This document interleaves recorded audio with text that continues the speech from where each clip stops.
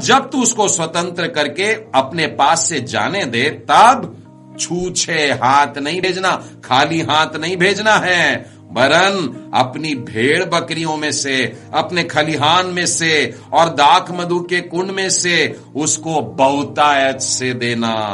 तेरे परमेश्वर यहोवा ने तुझे जैसी आशीष दी, उसी के माप में तू उन लोगों को भी आशीष देना।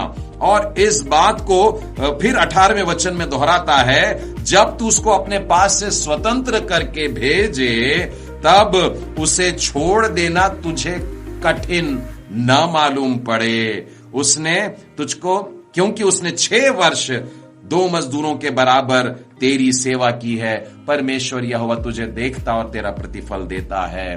प्रियो, जब हमारे बंधन में काम करने वाले लोग हैं, गुलाम हैं, नौकर लोग हैं, जब ये हमारे पास से जाते हैं, तो जितना उनका बनता उससे ज्यादा दे करके उनको उनके घर जाने देने के लिए बाइबल हमें सिखाती है। एक और बात बताना चाहूंगा, केवल भौतिक बातों में ही उनकी सहायता नहीं करनी है, परंतु आत्मिक बातों में भी हमको सहायता करनी है। प्रियो, दोषारोपण नहीं करना है। एक उदाहरण देता हूं, कोई व्यक्ति है जिसको आप जानते हैं, जाति भाई है, लेकिन बैकस्लाइड हो गया है, अपने आत्मिक जीवन में फिर से फिसल गया है, और आप उसकी सहायता करने के लिए पहुंचते हैं। याकूब का 5वां अध्याय और उसके 19 और 20वें वचन में देखिए क्या लिखा है। हे भाइयों, यदि तुम में से कोई सत्य से मार्ग से भटक जाए और कोई उसको फेर लाए, तो वह जान ले कि जो कोई किसी भटके हुए पापी को फेर लाएगा, वो एक प्राण को मृत्यु से बचाएगा और अनेक पापों पर पर्दा डालेगा। हमें उनके पापों का खुलासा कर देने की धमकी नहीं देना है, उनको अपनी मुट्ठी में नहीं रखना है, उनके जीवन की बातों को लेकर के दूसरों को जाकर के सुनाने की जरूरत नहीं है प्रियो, परंतु बड़े प्रेम से और दयालुता से भर करके उनको उठाने का है। यदि कोई डांटता भी है, अगर मसीह जीवन में, आत्मिक जीवन में अगर डांटता भी है, तो आपको मालूम है दाऊद राजा क्या कहता है भजन संहिता और उसके 141वें अध्याय में, धर्मी मुझको मारे तो यह कृपा मानी जाएगी, और वह मुझे ताड़ ना दे तो ये मेरे सिर पर तेल का काम करेगा, मेरी चंगाई का काम करेगा। तो कोई धर्मी व्यक्ति की डांट के लिए भी इस तरीके से उदास न रहे। मैं एक और वचन बताता हूं, गलातियों का 6वां अध्याय और उसका पहला वचन, हे भाइयों, यदि कोई मनुष्य किसी अपराध में पकड़ा जाए, तो तुम जो आत्मिक हो, नम्रता पूर्वक उसको संभाल लो। बहुत जरूरी है प्रियों कि हम बड़ी नम्रता पूर्वक, बड़े प्रेम से उस व्यक्ति को अपने पास लें और उसको मसीह के पास लेकर आएं। कई बार सहायता मांगने वाले अपनी आवश्यकता को स्पष्ट करने के लिए अपने जीवन की कुछ व्यक्तिगत बातें भी, बड़ी छुपी हुई बातें भी, रहस्य भी आप लोगों को सुना सकते हैं। ध्यान दे कि उनके जीवन की ये गोपनीय बातों को कभी खुलासा न करें, लोगों के सामने बोल करके ना बताएं, ना ही इन बातों का उनके विरोध में कभी इस्तेमाल करें। अपने शरणार्थियों को अपनी मुट्ठी में नहीं रखने का है, परंतु अपने गले लगा करके रखना है। बाइबल हमें एक और बात सिखाती है कि जो हमारा बुरा चाहते थे, यदि कभी वो हमारी सहायता मांगने को आ जाते हैं, तो हमें क्या करना है। जिसने आपको दुख दिया, वही व्यक्ति कुछ समय के बाद आपकी सहायता मांगने अगर आता है। मैं एक उदाहरण देना चाहूंगा, उत्पत्ति में आइए, उत्पत्ति के 45वें अध्याय में, जहां पर यूसुफ अपने भाइयों को देख रहा है।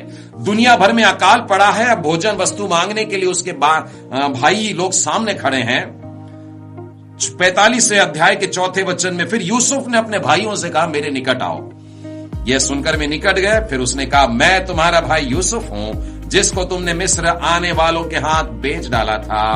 अब तुम लोग पछताओ मत। ये रोने लगे, घबराने लगे, डरने लगे, अब हम पर दंड ना हो जाए। लेकिन वो कह रहा है, दुखी मत हो, पछताओ मत, क्योंकि मुझे यहां पर परमेश्वर ने तुम्हारे प्राणों को बचाने के लिए तुमसे पहले आगे भेज दिया। वो इस बात के लिए परमेश्वर को धन्यवाद दे रहा है कि मुझको भेज दिया।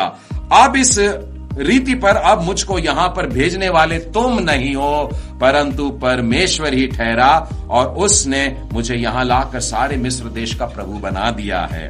प्रियो, इस बात को स्मरण रखें कि हम ऐसे लोगों को, जिन्होंने हमें दुख दिया है, अगर फिर मौका मिलता है तो खुशी से उनकी सहायता करें, उनकी मदद करें। समाप्त करने से पहले कुछ बातें महत्वपूर्ण हैं जो आप लोगों के साथ में बांटना चाहता हूं। जब किसी गरीब की सहायता करो तो बदले में कुछ पाने की आशा न रखें, परंतु इसके विपरीत यदि वे कुछ सहायता आपकी करना चाहते हैं तो अहंकार न करें और उसे विनम्रता से स्वीकार कर लीजिए, उनको अच्छा लगेगा। प्रभु यीशु भी तो कभी कभी किसी किसी की नाव मांग लेते थे। प्रभु यीशु कभी किसी के गधा मांग लेते थे, कभी कभी किसी की ऊपरी कोठरी मांग लेते थे। प्रभु यीशु भी दूसरों की सहायता मांगते थे और इसीलिए चाहिए कि हम भी लोगों की सहायता करते रहें।